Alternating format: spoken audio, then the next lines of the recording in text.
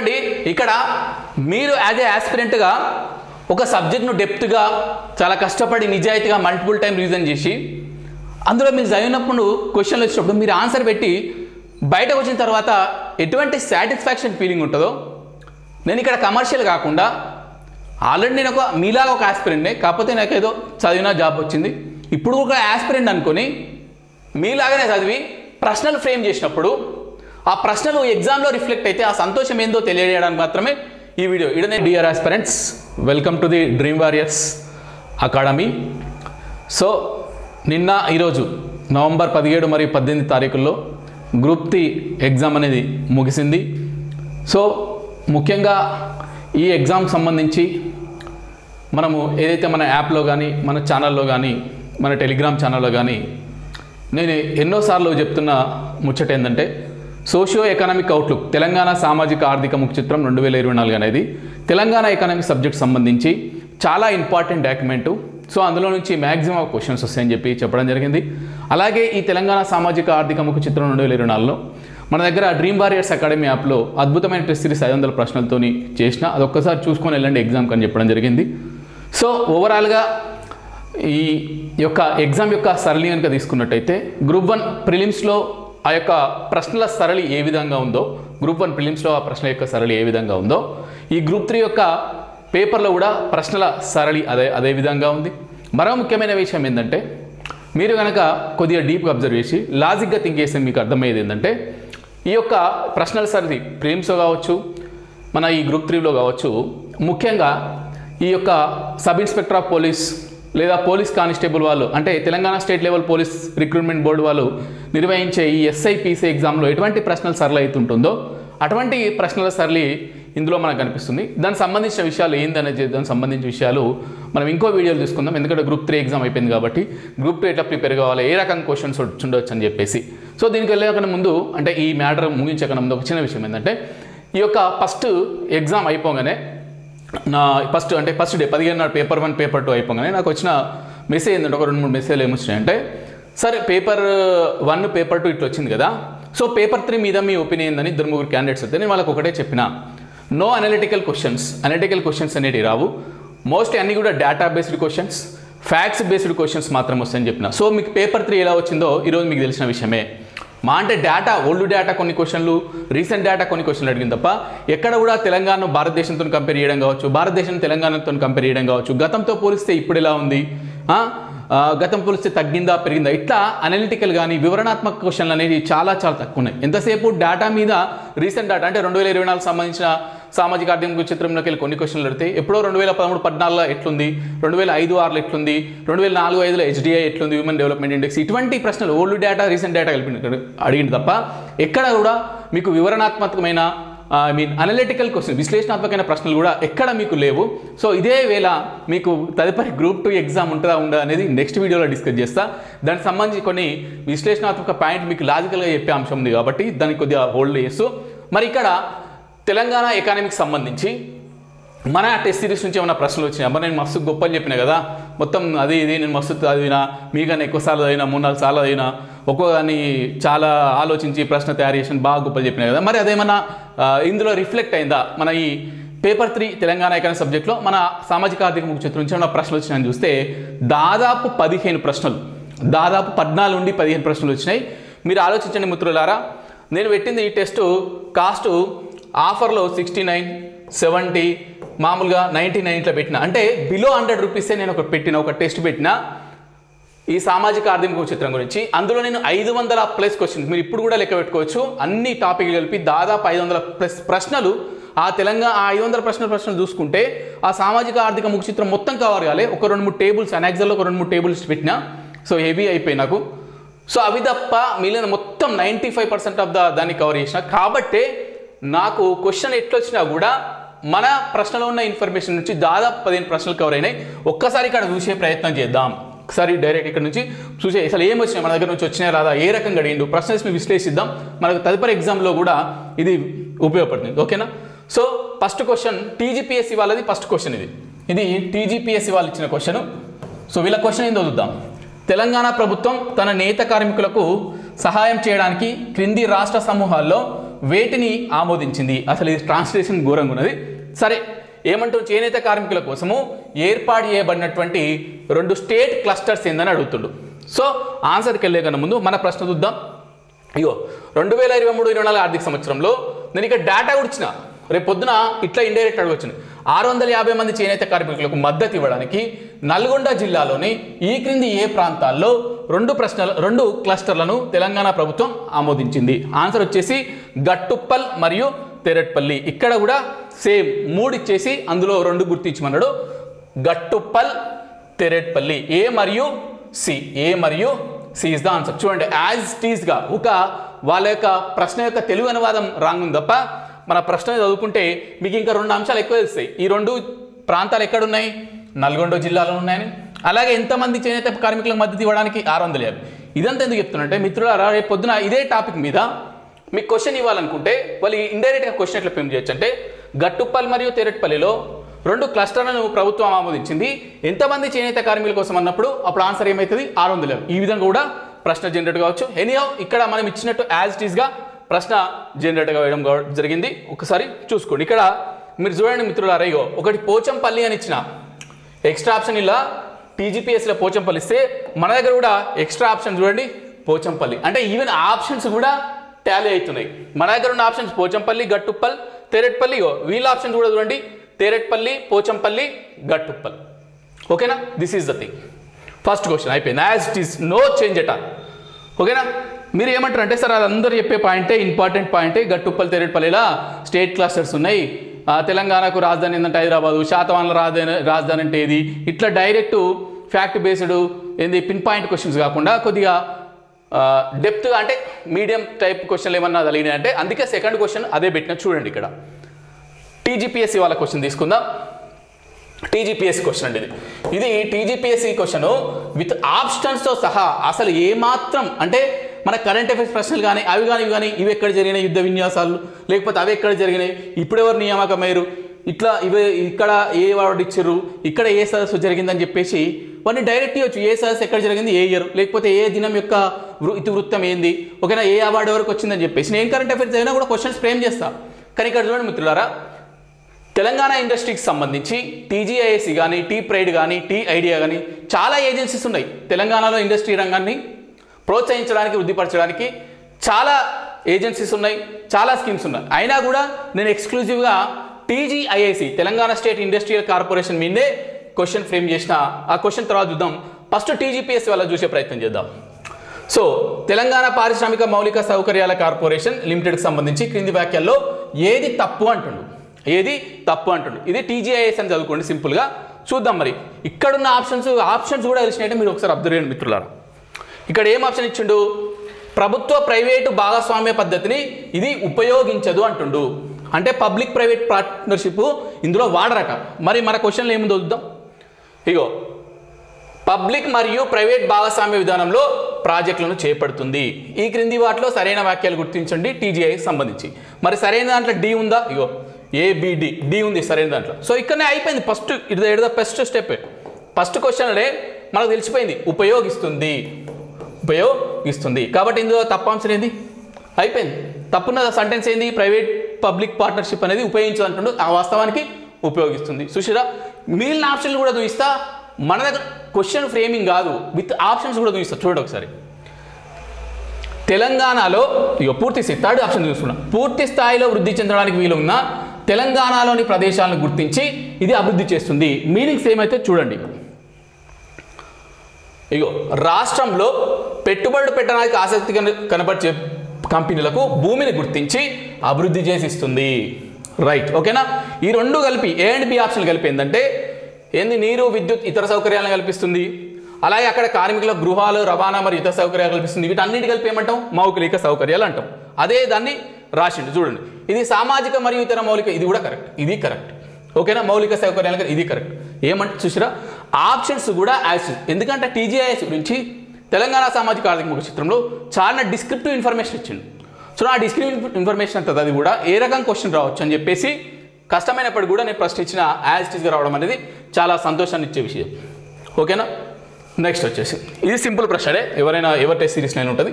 2011 జనాభా లెక్కల ప్రకారం తెలంగాణ జనాభా పాపులేషన్ ఎంత, తెలంగాణ పాపులేషన్ ఎంత అడుగుతుండు మనకు.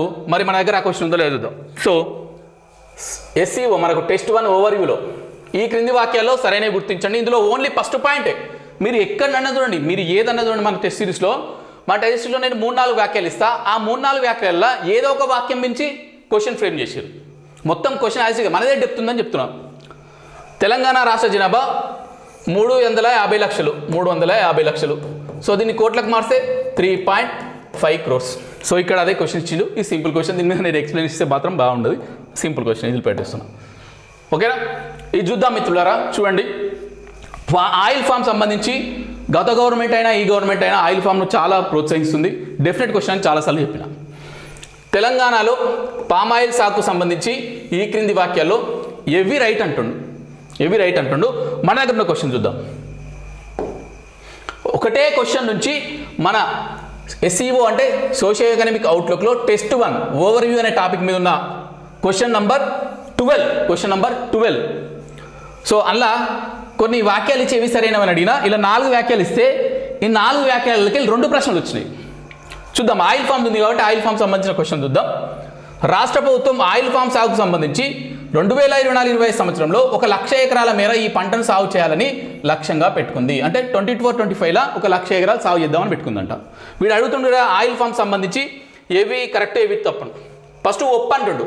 ఒప్పు దొరకబెట్టుకునే ముందు ఫస్ట్ తప్పే చూద్దాం. ఇది చూడండి, 2025-24 నాటికి 2 లక్షల ఎకరాల సాగుకు లక్ష్యం పెట్టుకుంది. యాక్చువల్గా ఎంత 2 లక్షలు కాదు, 1 లక్ష. సో అంటే బి స్టేట్మెంట్ రాంగ్. బి లేని ఆప్షనే చూసుకోండి. ఇందులో బి ఉంది, ఇందులో బి ఉంది. ఓకేనా, ఏ ఒకటేనా అంటే సి చూద్దాం. 2024-25 2028 మధ్య 3.5 లక్షల ఎకరాలు. ఆ సెంటెన్స్ కూడా ఇచ్చిన చూడండి మిత్రులారా. ఇక 2024-25 నుంచి 2028 మధ్య 3.5 లక్షల ఎకరాలు. యాజ్ ఇట్ ఈజ్ 2 సెంటెన్స్ తీసుకొచ్చింది. అంటే ఏది correct? A correct, C correct. అర్థమవుతుందా? A correct, C correct. B wrong ఉంది అంటున్నా కదా, బి రాంగ్ ఉంది. సి కరెక్ట్ అని తెలుసు కదా, ఆటోమేటిక్గా ఏ మరియు సి. ఓకేనా. సో ఆ ఆయిల్ ఫామ్ని ఎందుకు ప్రోత్సహిస్తుంది అనేది జస్ట్ ఒక డిస్క్రిప్షన్ ఇస్తుండే ఏ స్టేట్మెంట్ అది మనం గుర్తించవచ్చు, నో ఇష్యూ. ఓకేనా. So as it is question. Next చూద్దాం. ఇది నేను టెలిగ్రామ్ ఛానల్లో పెట్టినా, వాట్సాప్ ఛానల్లో పెట్టినా, నేను పెట్టిన ఉద్దేశం వేరు, కానీ ఇక్కడ ప్రశ్న అడిగిన ఉద్దేశం వేరు. ఒకసారి చూద్దాం. వ్యవసాయ గణన 2021-22 ప్రకారం తెలంగాణలో సగటు భూకమతం యొక్క పరిమాణం ఎంత? నేను క్వశ్చన్ ఇచ్చినప్పుడు ఏం చేసిన అంటే టెలిగ్రామ్లో కానీ వాట్సాప్లో కానీ టెస్ట్ సిరీస్లో కానీ యాక్చువల్గా 2021-22 ప్రకారము మన యొక్క సగటు భూకమత పరిమాణము 0.89 హెక్టార్స్. 0.89 హెక్టార్స్. నేనేమి ఇచ్చిన అంటే 0.89 ఎకరాలని ఇచ్చిన. అందరు ఓన్లీ డిజిట్స్ చూసిండ్రు, సంఖ్య చూసిరు, అక్కడ యూనిట్స్ హెక్టార్ల ఎకరాలు అని చెప్పేసి చాలామంది ఎకరాలని చెప్పేసి అనుకొని మళ్ళీ నాకే ఉల్టా అడిగారు, మీరు రాంగ్ ఆన్సర్ పెట్టారు అని చెప్పేసి. కానీ అది ఇవ్వడం వల్ల ఇది వేరే రకంగా ఇక్కడ యూజ్ అయింది. 0.89 హెక్టార్ అంటే ఎంత అండి? 1 హెక్టార్ కన్నా తక్కువ. చూడండి, వ్యవసాయ గణన 2021-22 ప్రకారం తెలంగాణలో సగటు భూకమత పరిమాణం 1 హెక్టార్ కంటే తక్కువ. సెకండ్ ఆప్షన్ చూద్దాం. మరి నేను ఇది ప్రశ్న ఇచ్చిన లేదు. చూడండి, ఇందులో ఈ ఆయిల్ ఫామ్ క్వశ్చన్లే ఇంకో స్టేట్మెంట్ 2015-16 నుంచి 2021-22 అంటే 2021-22 మధ్య ఫస్ట్ ఎంత ఉండే? 2015-16లో 1 హెక్టార్ ఉండే భూకమత పరిమాణం. ఇప్పుడు ఎంత తగ్గింది?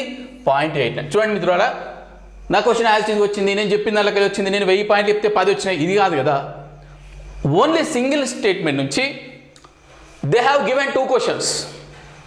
చూడండి, ఇక్కడ మీరు యాజ్ ఏ ఆస్పిరెంట్గా ఒక సబ్జెక్ట్ను డెప్త్గా చాలా కష్టపడి నిజాయితీగా మల్టిపుల్ టైం రీజన్ చేసి అందులో మీరు చదివినప్పుడు క్వశ్చన్లు వచ్చినప్పుడు మీరు ఆన్సర్ పెట్టి బయటకు వచ్చిన తర్వాత ఎటువంటి సాటిస్ఫాక్షన్ ఫీలింగ్ ఉంటుందో, నేను ఇక్కడ కమర్షియల్ కాకుండా ఆల్రెడీ నేను మీలాగా ఒక ఆస్పిరెంట్నే, కాకపోతే నాకు ఏదో చదివినా జాబ్ వచ్చింది, ఇప్పుడు ఒక ఆస్పిరెంట్ అనుకొని మీలాగానే చదివి ప్రశ్నలు ఫ్రేమ్ చేసినప్పుడు ఆ ప్రశ్నలు ఎగ్జామ్లో రిఫ్లెక్ట్ అయితే ఆ సంతోషం ఏందో తెలియజేయడానికి మాత్రమే ఈ వీడియో. ఇక్కడ నేను తోపుగా నాకైనా తోపులు ఉన్నారు, అది కాదు ముచ్చట. ఏంటంటే మనం చదివే విధానం కరెక్టేనా, మనం ఇస్తున్న టెస్ట్ సిరీస్లు ప్రామాణికమా కాదా అని చెప్పడానికి మాత్రమే నేను ఇక్కడ ఇవి చేస్తున్నా.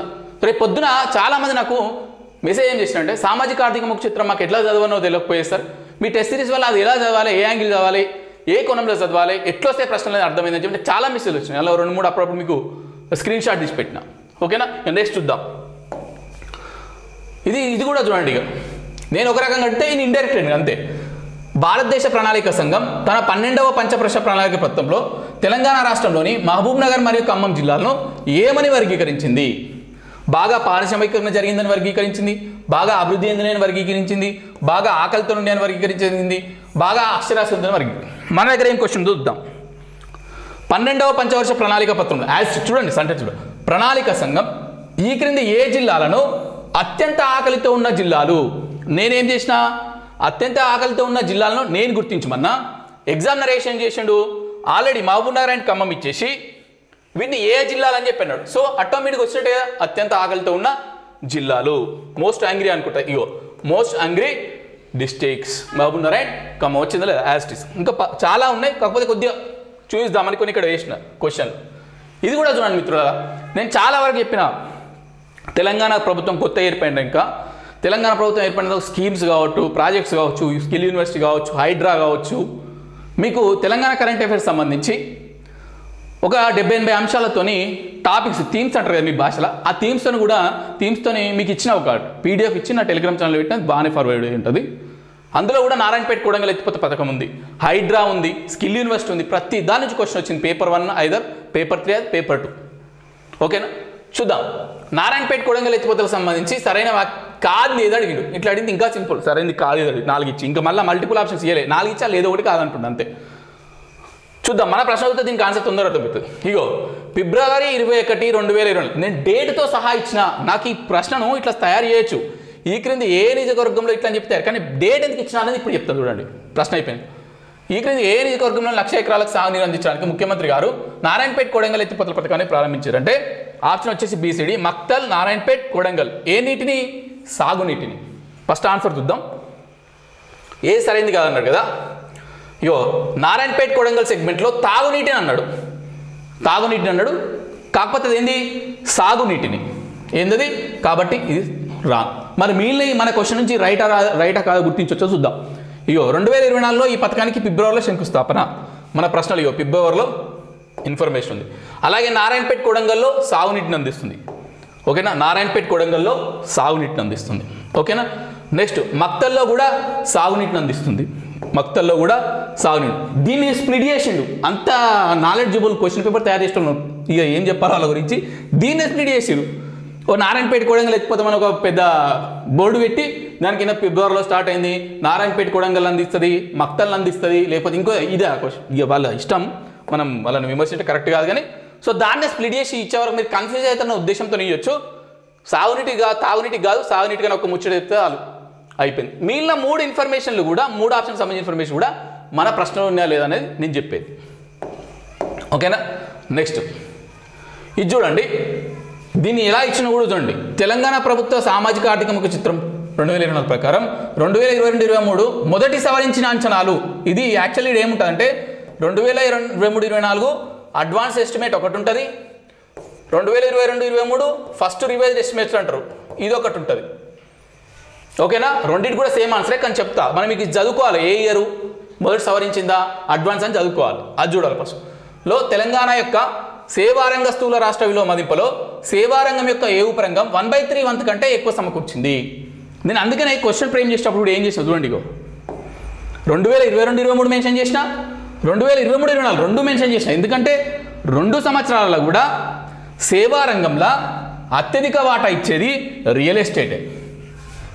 సో మన ప్రశ్న 2022-23 ఇచ్చినా అదే ఆన్సర్ అవుతుంది, 2023-24 ఇచ్చినా కూడా అదే ఆన్సర్ అవుతుంది, రియల్ ఎస్టేట్. నేను ఇక్కడ ఇది ఎందుకు ఇచ్చినంటే మనం కొన్ని అంశాలను మనకు కొద్ది ఇబ్బంది అయినా కూడా ఇంగ్లీష్లోనే చదువుకునే ప్రయత్నం చేయాలి.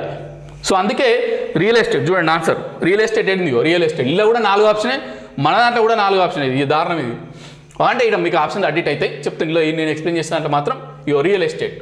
సో సేవారంగంలో అత్యధిక వాటా 1/3 అంటే 33%, మోర్ దెన్ 33%, అంటే ఇండైరెక్ట్గా అత్యధికంగా అడుగుతుండు.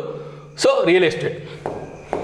ఓకేనా, నెక్స్ట్ మీకు కూడా ప్రతి ప్రశ్నకు కూడా మన టెస్ట్ సిరీస్లో ఏ టాపిక్ అందులో ఏ క్వశ్చన్ అనేది కూడా ఉన్నది. అందుకే దాంతో సహా స్క్రీన్ షాట్ తీయడం జరిగింది. అంతే తప్ప నేను 1000 అంశాలు 2000 అంశాలు బోధించి అందులో 10 అంశాలు వచ్చినాయని కాదు ఇక్కడ. ఓకేనా, చూద్దాం. ఇక్కడ ఇది నేనే డెప్త్ ఇడినా, ఈ వీళ్ళది ఈజీ ఉంది, TGPS వాళ్ళది. తెలంగాణ ప్రభుత్వం యొక్క సామాజిక ఆర్థిక చిత్రం 2024 ప్రకారం ఈ క్రింది వాటిలో ఏ వస్తువు తెలంగాణ నుండి 2023-24లో అత్యధికంగా ఎగుమతి చేయబడింది. విలువ రూపంలో అన్నాడు. విలువైన మోస్ట్ సంఖ్య అయినా కూడా సేమ్ వస్తుంది మనకు, నో ఇష్యూ. అది 2023-24లో ఈ క్రింది ఏ రంగానికి సంబంధించిన వస్తువు అత్యధికంగా ఎగుమతి? నేను చూడు నా ప్రశ్నతో భయపడుతుంది. 2023-24 సంవత్సరంలో తెలంగాణ నుంచి ఎగుమతి అయ్యే మొదటి 5 వస్తువులను అవరోహణ క్రమం అన్నాడు. అవరోహణ క్రమం అంటే పెద్ద నుంచి చిన్న, అంతేనే కదా. అంటే ఒక 5 రకాల వస్తువులు ఎగుమతి అయితే అందులో ఫస్ట్ దాని నుంచి చివరి దాని వరకు అమర్చండి, పెద్ద దాని నుంచి చిన్నకు అమర్చండి అన్న. సో అందులో అన్నిట్లలో ఫస్ట్ ఆప్షన్ ఫార్మాసిటికల్. ఎందుకంటే రేపు పొద్దున మీకు ఫస్ట్ ఇది అడుగుతాడు. రేపు పొద్దున వీడు ఇట్లనే అడగాలని లేదు కదా, 5 వస్తువులను అవరోహణ క్రమంలో అమర్చండి లేదా 5 వస్తువులను ఆరోహణ క్రమంలో అమర్చండి అని కాకుండా ఆ అన్నిట్లో కల్లా ఎక్కువది ఏందని అడిగినప్పుడు మీరు గుర్తుపెట్టుకోవాలని చెప్పేసి నేను ఫస్ట్ దాన్ని మాత్రం యాజ్ చేసి ఉంచిన ఫార్మాసిటికల్. సో ఆటోమేటిక్గా మొదటి 5 వస్తువుల్లో ఫస్ట్ వస్తువు ఏది? ఫార్మాసిటికల్. ఫార్మాసిటికల్ ఉంది, ఫార్మాసిటికల్ ప్రోడక్ట్స్. క్వశ్చనే కాదు, ఆప్షన్స్ ఇవ్వడంలో కూడా జాగ్రత్త వహిస్తా. ఓకేనా? అది చెప్పడానికి చెప్పినంతే. ఓకేనా? నెక్స్ట్ చూద్దాం, ఇంకా చాలా ఉన్నాయి. ఇది చూడండి, 36/2024 నాటికి అని మెన్షన్ చేసిండు. చూద్దాం దాని ఏందని, అసలు నేను ఎందుకు చెప్పాను. నాటికి తెలంగాణలోని మొత్తం పునరుత్పాదక ఇంధన స్థాపిత శక్తిలో క్రింది ప్రతి పునరుత్పాదక రకం స్థాపిత శక్తివాతం ఆధారంగా ఆరోహణ క్రమంలో అంటే చిన్న నుంచి పెద్దగా అమర్చమన్నాడు. నేను ఈ టీఎల్ఏ క్వశ్చన్ యాజ్ ఇట్ ఈజ్గా పైన ఇన్ఫర్మేషన్ యాజ్ ఇట్ ఈజ్ ఉంటే చూడండి అన్న. 36/2024 నాటికి పునరుత్పాదక విద్యుత్ శక్తి సామర్థ్యం సంబంధించి వాటా ఎంత అడిగినా మీరు ఆటోమేటిక్గా ఈ ప్రశ్న చేసి ఈ ఇన్ఫర్మేషన్ గుర్తుంచుకుంటే చిన్న నుంచి పెద్ద ఆటోమేటిక్గా మీరు అమర్స్తారు. ఓకేనా? సో సోలార్ పవర్ ఎంత? 62. లార్జ్ హైడ్రో పవర్ ఎంత? 31%. విండ్ పవర్ ఎంత? 1.7. బయో పవర్ ఎంత? 2.9. స్మాల్ హైడ్రో పవర్ ఎంత? 1.2. సో స్మాల్ ఏంది? Small hydro power 1.2. Small hydro power 1.2. First ఏముండాలి? ఏ ఉండాలి, ఫస్ట్ ఉండాలి. ఓకేనా? లాస్ట్కి ఏముండాలి? సౌరశక్తి ఉంటుంది, డి. సో ఈ రెండిట్లలో ఆప్షన్ అవుతుంది. ఏ తర్వాత మళ్ళీ ఏముండాలి? 1.2 తర్వాత 1.7 ఏముంది? Wind power. విండ్ పవర్ ఎక్కడుంది? Wind power ACBDO. ఇది ఆన్సర్. నేను ఇచ్చిన క్వశ్చన్ ఏంది? మ్యాచ్ ద ఫాలోయింగ్ అన్న, ఏదెంత పర్సెంట్. ఇదే ఇన్ఫర్మేషన్ బేస్ చేసుకోండి. అసెండింగ్ లేదా డిసెండింగ్ ఆర్డర్లో అడిగారు. క్వశ్చన్లో చూడండి 3006 అది కూడా మెన్షన్ చేశాను నేను. ఇట్లా చెప్పుకుంటున్నాయి కాబట్టి చూద్దాం. ఇక్కడ పెట్టినాడు చూద్దాం. ఇది కూడా సేమ్. తెలంగాణ ప్రభుత్వం యొక్క సామాజిక ఆర్థిక ముఖ్యత 2024 ప్రకారం 2023-24 సంవత్సరంలో పారిశ్రామిక యొక్క ప్రస్తుత ధరల్లో స్థూల రాష్ట్ర విలువ మదింపులో క్రింది రంగాల యొక్క కంట్రిబ్యూషన్ తోడ్పాటు ఆధారంగా ఆరోహణ క్రమంలో అమర్చమన్నాడు. అంటే పారిశ్రామిక రంగంలో ఏవేవి ఎంత శాతం కంట్రిబ్యూషన్ ఇస్తాయి. మన క్వశ్చన్ చూడండి, నేను పర్సెంటేజ్ ఇచ్చి సంవత్సరానికి 2023-24 సంవత్సరానికి పరిశ్రమల రంగంలో GSV అంటే స్థూల రాష్ట్ర మదింపులో ఈ క్రింది ఉపరంగాలు వాటి అంటే కంట్రిబ్యూషన్ సంబంధించి అడిగిన పర్సెంటేజ్ ఇచ్చి మ్యాచ్ చేయమన్నా 1 2 3 4. సో వీటి ఆధారంగా నువ్వు ఇవి చేసినావు అనుకో, గుర్తుపెట్టుకున్నావు అనుకో, ఆటోమేటిక్గా ఆరోహణ చిన్న నుంచి పెద్ద ఇక్కడ గుర్తిస్తావు. నేను ఏం చేసినా మ్యాచ్ ద ఫాలోయింగ్ ఇచ్చినా ఆ ఇన్ఫర్మేషన్ గుర్తుంచుకుంటే నువ్వు ఆటోమేటిక్గా యాజ్ ఇట్ ఈజ్ క్వశ్చన్, కాకపోతే అడిగే విధానం లేదు అంతే. ఇది చూడండి, ఇది దారుణం. అసలు ఇది వస్తుందని కూడా ఎక్స్పెక్ట్ చేయలే, కాకపోతే వచ్చింది. చూద్దాం. నేను అడిగిన విధానం ఒకటి, ఇందులో వచ్చిన విధానం ఒకటి. క్రింది సంవత్సరాలను తెలంగాణలో వాటి విత్తనాలు నాటిన స్థూల విస్తీర్ణంతో జతపరచమంటాడు. వాడు Telangana state at a glance అన్నాడు. మనకు సామాజిక ఆర్థిక 2024 కూడా సేమ్ ఇన్ఫర్మేషన్ ఉంది, డోంట్ వరీ అబౌట్ దట్. అంటే ఏ సంవత్సరంలో ఎంతెంత గ్రాస్ ఏరియా పండించాం మనం. గ్రాస్ ఏరియా స్థూల విస్తీర్ణం లక్షల ఎకరాలలో అడుగుతున్నాడు గ్రాస్ ఏరియా. చూద్దాం. మనం రెండే ఇచ్చినాం. ఆ రెండు తెలిస్తే మీకు ఇక్కడ ఆన్సర్ పెడతారు. నేను ఇక్కడ క్వశ్చన్ ఇచ్చిన ఉద్దేశం ఏంటంటే గ్రాస్ జోన్ ఏరియానే 2021లో 198 లక్షలు, 2022-23లో 222 అంటే 222 లక్షలు. యాక్చువల్గా ఇక్కడ ఎకరాలు ఉండాలి, నేను హెక్టార్లు ఇచ్చిన. నేను ఈ ఉద్దేశంతో ఇచ్చిన, కాకపోతే అది అనుకోకుండా లక్కులు ఆడ కలిసింది. చూడండి, 2021-22లో 198 లక్షల, 2021-22లో 198 లక్షల ఎకరాలు.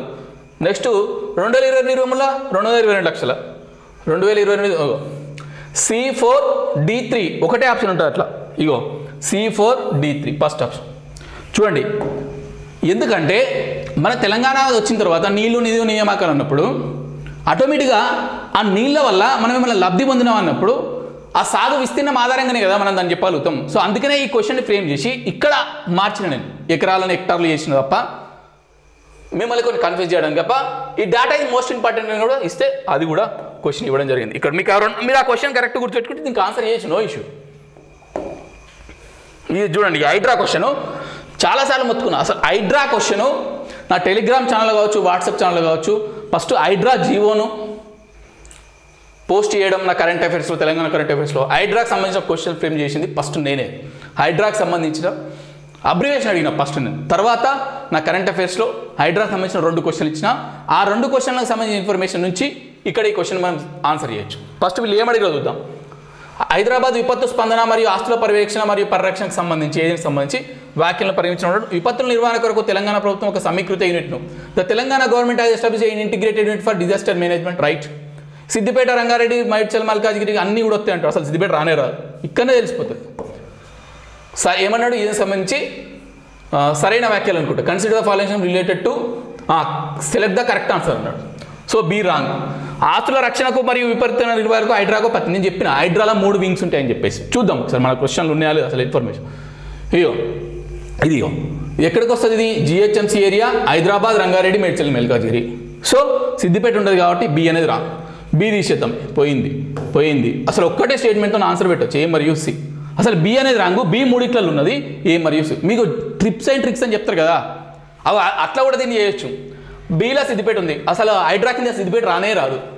బి తీసేద్దాం, 1 ఎగిరిపోయింది, 2 ఎగిరిపోయింది, 4 ఎగిరిపోయింది, 3 సింపుల్గా. అసలు నా టెలిగ్రామ్ ఛానల్ నా క్వశ్చన్ ఇదంతా కూడా అవసరం లేదు దీనికి. కాకపోతే మనం ఎంచుకున్న అంశం నుంచి క్వశ్చన్ వచ్చిందా లేదా అని చెప్తున్నాం. ఓకేనా, నెక్స్ట్ చూద్దాం. ఇది ఎప్పుడైనా గుర్తుంచుకోండి. ఈ క్వశ్చన్ నేను ఇక్కడ ఎందుకు తీసుకున్నా అంటే, మీకు తెలుగు వర్షన్ కనుక అర్థం కాకపోతే తప్పనిసరిగా ఇంగ్లీష్ వర్షన్ చూడండి. ఎందుకంటే ఇందులో మహిళా ఉద్యమదారుల కేంద్రం అంటే ఎవ్వరికి అర్థం కాదు. అదే ఉమెన్ ఎంటర్‌ప్రెన్యూర్‌షిప్, వీఅబ్ అంటే అందరికీ అర్థమవుతుంది. ఎవరైతే దీని యొక్క ఇంగ్లీష్ వర్షన్ చదివిరో వాళ్ళు ఈజీగా దీనికి ఆన్సర్ చేయగలుగుతారు. ఎవరైతే దీనికి తెలుగు వర్షన్ చదివి ఆగమేరో వాళ్ళు ఆన్సర్ చేయలేరు. అది కూడా ఇది మోస్ట్ ఇంపార్టెంట్. ఎప్పుడైనా మీకు తెలుగు వర్షన్ ఇన్ఫర్మేషన్ అర్థం కాకపోతే you have to read the corresponding English version information, then only you can easily answer. So 2014లో స్థాపించింది ఏది అంటుండో, 2014లో స్థాపించింది ఏది అంటుండో. ఇక మన దగ్గర చూద్దాం. వీహబ్ను 2017లో ఏర్పాటు చేయడం జరిగింది. అది రైట్ స్టేట్మెంట్ అని ఇచ్చాం. ఇలా 2014 వీహబ్ ఎప్పుడు 2017 రాంగ్ అయిపోయింది. ఇగదే ఆరోగ్య సూచీలకు సంబంధించి 5 సంవత్సరాల మరణాల రేటు, నవజాత శిశు మరణాల రేటు ఎంత అన్నాడు. ఇక దాని మీద కూడా క్వశ్చన్ ఉంది. ఇక ఈ ఎక్స్ప్లెయిన్ టైం వేస్ట్ అయితే చూస్తున్నాను అంతే. ఓకే, అయిపోయినట్టు. ఇంకా ఉన్నాయి. ఇంకా మన దగ్గర నుంచి ఇంకా నేను మీకు టైం వేస్ట్ ఇష్టం లేక ఇక భూకంపాల మీద ఉపాంతకంతాల నేను ఒక క్వశ్చను, ఇంకోటి ఏంది మన కరెంటుకు సంబంధించి ఉంటాయి కదా, అది మన ఇందిరమ్మ ఇండ్లకు సంబంధించిన క్వశ్చను. ఓకేనా, ఇట్లా ఇంకో కొన్ని ఉన్నాయి క్వశ్చన్లు రాసుకొని. ఇక్కడ నేను ఇక్కడ మళ్ళీ టైం వేస్ట్ అవుతుంది, చాలా క్వశ్చన్. ఇప్పుడు ఒక 14 దాకా ఎక్స్ప్లెయిన్ చేసిన, ఇంకొక 5 క్వశ్చన్. ఆల్మోస్ట్ ఒక 18 క్వశ్చన్స్ అయితే మస్ట్ కంపల్సరీ వచ్చినాయి. 18 క్వశ్చన్స్ వచ్చినాయి. చూడండి, నేను ప్రొవైడ్ చేసింది 2 డిజిట్ ప్రైస్తోని నేను ఇచ్చిన ప్రశ్నలు చాలా తక్కువ. అది కూడా సామాజిక ఆర్థిక ముఖ చిత్రం మీకు వంట పట్టాలి, మీరు దాన్ని ప్రామాణికంగా తీసుకోవాలి, మీరు దాన్ని మీతో చదివింపజేయాలన్న ఉద్దేశంతోనే నేనైతే తీసుకొని దాన్ని ప్రతిష్టాత్మకంగా తీసుకొని బాగా కష్టపడినో దానికి రిజల్ట్ ఈ రోజున కనబడ్డది. మీరు ఏమనుకున్నా సరే నేను గొప్ప చెప్తే ఇంకేదన్నా ఐ డోంట్ బాదర్. ఎందుకంటే నేను ట్రూగా ఉండి నిజాయితీ కష్టపడ్డప్పుడు రిజల్ట్ వచ్చిందంటే నా ఆ సంతృప్తి వల్ల నేను ఎటువంటి విమర్శలకు నేను సమాధానం అక్కర్లేదు. సో మీరు ఇట్లా ఇంకెక్కడైనా చూసిరా విత్ ఆప్షన్తో సహా ఒకసారి ఆలోచించి. దీనివల్ల ఏంటంటే ఏదో నేను ఇక్కడ టెస్ట్ పెట్టినా ఎగ్జామ్లో రిఫ్లెక్ట్ అయింది కాదు. దీని నుంచి మీరు ఏం నేర్చుకోవాలంటే you have to learn how to read the official reports, you have to learn how to read the ఏ యాంగిల్లో చదవాలి, ఆ ఇన్ఫర్మేషన్లో ఉన్న ముఖ్యాంశాలను ఎట్లా గ్యాదరింగ్ చేసుకోవాలి. చాలామంది పిల్లలు ఫోటోలు పెట్టారు. మన క్వశ్చన్లు ఏదైతే సిరీస్ ఉందో మనం పీడిఎఫ్ ఇయ్యం కాబట్టి అందులో ఉన్న ఈ క్వశ్చన్లు ఏదైతే ఇంపార్టెంట్ ఇన్ఫర్మేషన్ ఉంటుందో దాన్ని బుల్లెట్ పాయింట్స్ లాగా రాసుకున్నారు. అవి రివిజన్ చేసుకుని వేరు వాళ్ళు డైరెక్ట్ నాకు ఫోటోలు పెట్టారు. సో ఇట్లా ఏదైతే మేము ప్రయత్నం చేసిందో ఆ ప్రయత్నం అనేది ఓకే, నాకు ఇంకా సాటిస్ఫై లేదు, వాస్తవం చెప్పడానికి సాటిస్ఫై లేదు. ఓకే, 60 to 70% సాటిస్ఫాక్షన్ ఇచ్చింది. ఈ సాటిస్ఫాక్షన్ అనేది 90% దాటాలని ఈ యొక్క ఏదైతే ఉందో నిజాయితీ కష్టం కావచ్చు, చదివే విధానం ప్రామాణిక క్వశ్చన్లు అందించడం కావచ్చు, ఇంకా మరింత మెరుగుపరచుకొని మీ ముందుకు వస్తుంది తప్ప ఇట్లా చేసామని ఇక స్టాండర్డ్ తగ్గించడం ఇంకేదో పైసా అట్లుండదు. సో ఎంత చేసినా ఏం చేసినా ఒక కన్సిస్టెన్సీ, ఒక విలువలను కాపాడుకునే ప్రయత్నం చేస్తామని తెలియజేసుకుంటూ నెక్స్ట్ మీకున్న అసలైన ప్రశ్న గ్రూప్ 2లా పాత పేపర్ వస్తుందా కొత్త పేపర్ వస్తుందా? కొద్దిగా లాజికల్గా థింక్ చేయండి ఏ పేపర్ వస్తుందా అనేది. కొన్ని ఆన్ రికార్డ్ చెప్పలేను, అయినా సరే ఇండైరెక్ట్గా చెప్పే ప్రయత్నం చేస్తాం నెక్స్ట్ వీడియోలో. సో ఇది మన టెస్ట్ సిరీస్ ప్రశ్నల పరంపర. Thank you very much.